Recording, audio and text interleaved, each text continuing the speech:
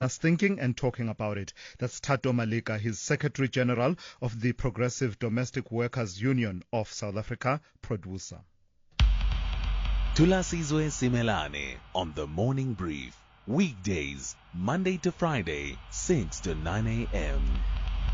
Cutting back on essentials such as groceries and household transport costs in order to keep the lights on, as well as consumers on prepaid electricity hawkishly watching each unit used. These are some of the signs of the desperate times that Eskom electricity consumers find themselves in following the coming into effect on the 1st of this month of the 12.7% average tariff increase granted by electricity regulator NERSA. The latest Debt Rescue SA survey reveals the extent of the difficulties that these increases have plunged households into. Let's speak now to Annaline van der Poel, who is the Chief Legal Officer at Debt Rescue. Good morning to you and thank you for your time.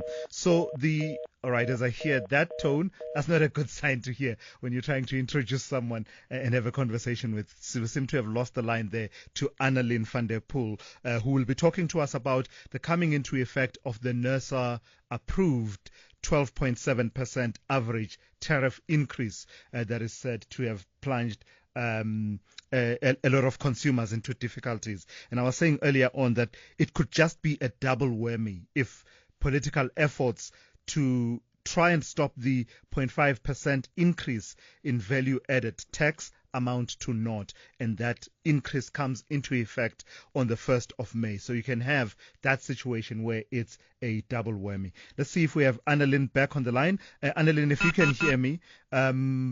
So tell me about this survey. What are some of the main findings in terms of the affordability of electricity, particularly after the tariffs came into effect on the 1st of April?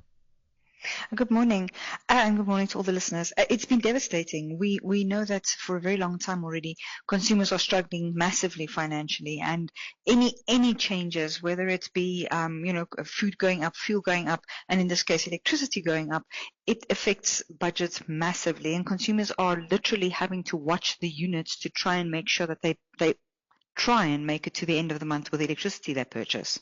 And you among the findings that you've made is the shift that people have made from postpaid electricity to prepaid, and you're saying that that gives them a level of control, but also allows them to grapple with the reality of how expensive each unit has become. Indeed, absolutely, and I think it's better than having the shock of not knowing exactly how much you've used, and then sitting with this massive bill and having to try and find a way of paying it. This way, it does give a level of control, but it also really does show how significant the impact is, and how quickly units are depleted, because every rand, unfortunately, is being used up much faster now. Tell me about the trade-offs that you found from the survey that people are having to make in order to keep the lights on.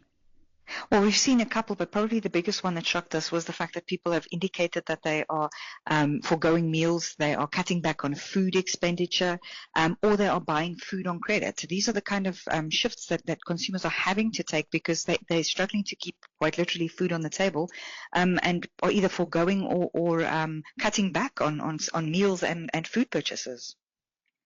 And then part of what you focused on, because the tariff increases also came with a change in the tariff structure. Tell me about that and the three different tariff structures. From what I understand, the average household is actually on the least advantageous of the tariff structures.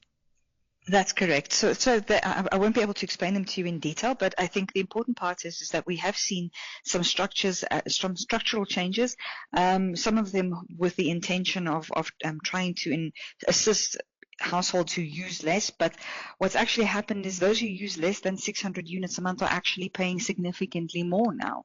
So a couple of ideas that came out there, but unfortunately the bulk of it actually negatively affecting those who cannot afford electricity already. It's making it even more expensive for them. Right, I've got to thank you for your time this morning. That is Annaline van der Poel, who is Chief Legal Officer at Debt Rescue. So that's the situation, folks. It is getting harder and harder out there, given the increases that have come in, particularly on the 1st of April.